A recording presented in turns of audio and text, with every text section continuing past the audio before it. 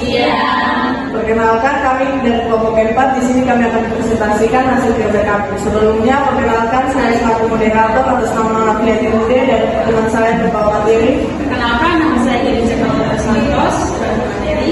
Perkenalkan, nama saya Ida Triwana sebagai materi. Selanjutnya, saya persilakan kepada teman saya presentasi. Jadi baik, terima kasih atas waktunya. Jadi di sini kami akan mempresentasikan mengenai pengembangan aplikasi kesehatan berbasis blockchain. Jadi teknologi blockchain ini merupakan inovasi digital yang menawarkan sistem penyimpanan data yang aman, transparan, dan terdesentralisasi. Jadi dalam sektor kesehatan, penggunaan blockchain ini berpotensi besar untuk mengatasi berbagai masalah seperti kebocoran data pasien, pemalsuan rekam medis, dan keterbatasan akses informasi antar fasilitas kesehatan. Jadi dengan sistem ini, data medis pasien tersimpan dalam jaringan transkripsi yang hanya bisa diakses oleh pihak yang berwenang, sehingga meningkatkan kepercayaan dan efisiensi layanan kesehatan. Jadi pengembangan aplikasi kesehatan berbasis blockchain ini menjadi langkah strategis dalam mendukung digitalisasi sistem kesehatan yang lebih aman, efisien, dan terintegrasi. Ya, di sini juga terdapat 9 poin yang di dalamnya itu terdapat beberapa pertanyaan yang mendukung aplikasi blockchain ini. Yang pertama itu identifikasi kasus penggunaan yang tepat. Jadi blockchain dapat digunakan dalam kebidanan untuk manajemen rekam medis ibu dan anak, pelacakan imunisasi, riwayat kontrasepsi, dan informan konsep. Jadi teknologi ini memberikan jaminan kerahasiaan data dan transparansi akses. Keunggulannya dibandingkan sistem terpusat adalah pada keamanan, audit trail, dan desentralisasi akses data antar fasilitas kesehatan. Yang kedua itu desain dan arsitektur aplikasi blockchain kesehatan. Jadi di sini pertanyaannya, jenis blockchain mana yang paling sesuai untuk aplikasi kesehatan, baik itu publik, privat, atau konsorsium? Apa implikasi masing-masing terhadap privasi, keamanan, dan akses?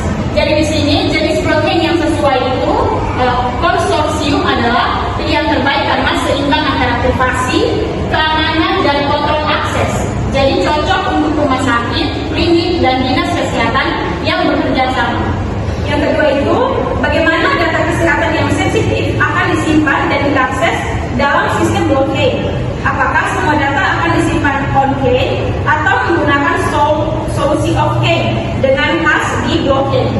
Jadi jadi data disimpan off-chain itu di server aman, hanya hasilnya itu disimpan di blockchain, lebih aman dan efisiensi untuk data medis. Yang berikutnya, bagaimana mekanisme konsensus akan diimplementasikan? Apa pertimbangan kinerja dan keamanan untuk berbagai algoritma konsensus dalam konteks kesehatan? Jadi gunakan PBNT atau RAF untuk performa cepat dan hemat energi. Jadi hindari POW karena lambat dan boros. Yang berikutnya itu, bagaimana smart contracts dapat digunakan untuk mengotomatisasi proses seperti persetujuan akses data, transfer kepemilikan data, atau pembayaran klaim. Jadi otomatisasi persetujuan akses data, klaim asuransi, dan mengurangi dan transfer data antar pasien. Jadi di sini mengurangi kesalahan manual dan mempercepat layanan. Yang berikutnya, bagaimana aplikasi blockchain akan berinteroperasi dengan sistem kesehatan yang sudah ada, misalnya EHR atau EMR tradisional, sistem informasi rumah sakit, standar interoperabilitas apa yang perlu dipertimbangkan. Jadi penggunaan smart contracts itu otomatisasi persetujuan akses data, klaim asuransi, dan transfer data antar vaskes. Jadi sini itu mengurangi kesalahan manual dan mempercepat layanan. Yang terakhir itu bagaimana aplikasi blockchain akan berikut pertanyaan terakhir itu bagaimana aplikasi blockchain akan berinteroperasi dengan sistem kesehatan yang sudah ada. Misalnya itu EHR atau EMR tradisional, sistem informasi rumah sakit, standar interoperabilitas apa yang perlu dipertimbangkan. Jadi interoperabilitas dengan sistem lama. Jadi harus terhubung ke EHR atau EMR rumah sakit. Jadi di sini gunakan standar seperti HR7, FHIR agar data bisa dibaca ke semua sistem. Yang berikutnya, keamanan dan privasi data. Jadi di sini bagaimana blockchain dapat memastikan keamanan data kesehatan pasien dari akses yang tidak sah dan kebocoran data, mekanisme enkripsi dan kontrol akses apa yang akan diterapkan. Jadi di sini keamanan data pasien, blockchain menjaga data dengan enkripsi tingkat tinggi dan kontrol akses berbasis peran agar tidak bisa diakses sembarangan. Jadi data ini juga terlindungi dari perubahan dan kebocoran karena setiap perubahan itu tercatat permanen. Yang berikutnya itu bagaimana prinsip-prinsip privasi data seperti GDPR, HIPAA atau peraturan lokal di Indonesia akan dipatuhi dalam sistem blockchain. Bagaimana hak pasien terkait akses, koreksi dan penghapusan data akan diakomodasi mengingat sifat imutabelnya blockchain. Jadi di sini kepatuhan terhadap regulasi privasi. Jadi harus mematuhi aturan seperti GDPR, HIPAA dan UU PDP di Indonesia karena data di blockchain tidak bisa dihapus atau imutabel. Maka sistem ini harus menyediakan mekanisme koreksi atau penambahan versi baru, bukan penghapusan langsung. Yang berikutnya itu bagaimana identitas pasien akan dikelola dan diverifikasi dalam sistem blockchain tanpa mengorbankan privasi. Apakah akan digunakan solusi seperti zero knowledge proofs atau identitas digital terdesentralisasi? Jadi verifikasi identitas pasien di sini gunakan teknologi seperti zero knowledge proofs, verifikasi tanpa membuka isi data. Terus identitas digital terdesentralisasi atau DID, itu pasien punya kendali penuh atas data pribadinya. Yang berikutnya itu yang keempat, skalabilitas dan kinerja aplikasi. Jadi di sini pertanyaannya, bagaimana aplikasi blockchain kesehatan ini akan menangani volume data transaksi dan query yang tinggi dalam skala besar. Jadi penanganan volume data besar, blockchain kesehatan ini harus mampu menangani banyak transaksi dan permintaan data atau query dalam jumlah yang besar, terutama dari berbagai fasilitas kesehatan yang aktif secara bersamaan. Yang berikutnya, solusi scaling apa yang dapat dipertimbangkan? Misalnya, sardine, CDKs, state channels. Dan bagaimana dampaknya terhadap keamanan dan desentralisasi? Jadi solusi scaling yang dapat dipertimbangkan. Solusinya itu seperti sardine. Jadi sardine ini membagi jaringan menjadi beberapa bagian kecil atau shard. Yang kedua itu CDKs. Jadi CDKs ini rantai tambahan untuk memproses data tertentu. Yang berikutnya itu state channels. Jadi di sini komunikasi off-chain untuk mempercepat proses. Di dampaknya itu kinerja meningkat, tetapi harus dijaga agar keamanan dan desentralisasinya itu tidak menurun. Yang berikutnya, bagaimana latensi transaksi akan diminimalkan untuk memastikan pengalaman pengguna yang responsif. Jadi minimalkan latensi transaksi. Jadi untuk memastikan sistem tetap cepat dan responsif, perlu untuk optimalisasi jaringan dan infrastruktur, gunakan algoritma konsensus yang cepat dan ringan. Simpan hanya data penting di blockchain agar tidak memberantakan sistem. Yang berikut yaitu aspek regulasi dan kepatuhan. Pertanyaannya yaitu bagaimana aplikasi blockchain kesehatan akan mematuhi peraturan dan standar yang berlaku di industri kesehatan, misalnya standar pertukaran data, keamanan data, persetujuan pasien. Kepatuhan regulasi kesehatan harus mematuhi standar nasional seperti Undang-Undang Perlindungan Data Pribadi atau UU PDP, standar keamanan data dan prosedur informasi konsep. Pertanyaan yang kedua yaitu bagaimana otoritas regulasi dan mengawasi dan mengatur penggunaan teknologi blockchain dalam kesehatan. Jadi pengawasan oleh regulator, Kemenkes, Kominfo dan BPJS perlu mengatur serta mengawasi penggunaan blockchain agar sesuai etika dan hukum kesehatan. Pertanyaan ketiga yaitu implikasi hukum apa yang timbul terkait dengan data, tanggung jawab dan penyelesaian sengketa dalam sistem blockchain kesehatan.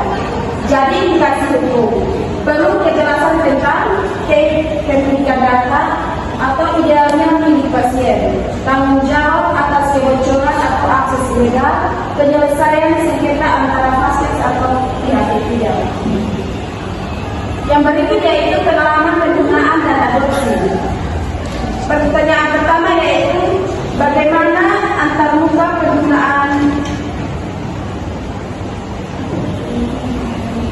UI dan pengalaman penggunaan UX akan dirancang agar intuitif dan mudah digunakan oleh pasien dan profesional kesehatan yang mungkin tidak memiliki pemahaman mendalam tentang blockchain. Desain UI dan UX harus sederhana dan mudah digunakan oleh tenaga kesehatan dan pasien meski tidak paham teknologi blockchain. Pertanyaan kedua yaitu bagaimana adopsi aplikasi blockchain kesehatan akan didorong di kalangan pengguna target, apa insentif yang dapat ditawarkan. Jadi strategi adopsi yaitu adopsi bisa didorong dengan yaitu insentif atau pengurangan administrasi dan efisiensi waktu. Yang berikut yaitu dukungan pemerintah atau lembaga. Pertanyaan ketiga yaitu bagaimana pelatihan dan dukungan akan diberikan kepada pengguna. Jadi pelatihan dan dukungan harus disediakan pelatihan dan panduan teknis agar semua pengguna merasa nyaman dan paham saat menggunakan aplikasi tersebut. Yang ketujuh yaitu biaya dan keberlanjutan. Jadi pertanyaannya yaitu berapa perkiraan biaya pengembangan, implementasi dan pemeliharaan aplikasi blockchain kesehatan. Biaya pengembangan yaitu pengembangan awal memang mahal, mencakup infrastruktur, integrasi sistem, pelatihan SDM, yaitu modernis yang tetap. Jadi pertanyaan kedua yaitu bagaimana model bisnis yang berkelanjutan akan dikembangkan untuk aplikasi ini. Jadi model bisnis berkelanjutan yaitu bisa dengan skema langganan antara paskes, kemitraan pemerintahan swasta atau PPPP. Pertanyaan keempat yaitu siapa yang akan menanggung biaya operasional jaringan? Yaitu tanggung jawab biaya operasional dapat dibagi antara anggota konsorsium blockchain yaitu RS, klinik, dan dinas kesehatan. Pertanyaan berikut yaitu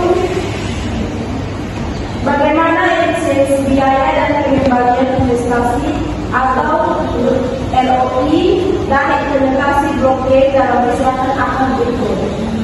Efisiensi dalam ROI diukur dari penurunan kesalahan medis, efisiensi kerja tenaga kesehatan, peningkatan pelayanan dan kepuasan pasien. Yang kedelapan yaitu tata kelola dan standarisasi. Pertanyaan pertama itu siapa yang akan bertanggung jawab atas tata kelola dan pemeliharaan jaringan blockchain kesehatan? Model tata kelola seperti apa yang akan diterapkan?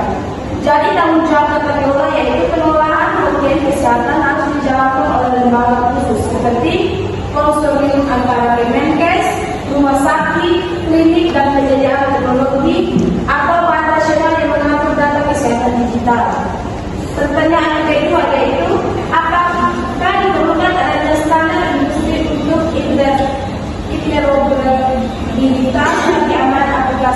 blockchain kesehatan, bagaimana standar ini akan dikembangkan dan diadopsi. Standarisasi sistem diperlukan standar nasional untuk interoperabilitas antar sistem kesehatan, keamanan dan protokol akses standar ini bisa dikembangkan bersama asosiasi medis, IT, dan pemerintahan agar mulai diadopsi secara luas. Yang kesembilan yaitu potensi integrasi dengan teknologi lain.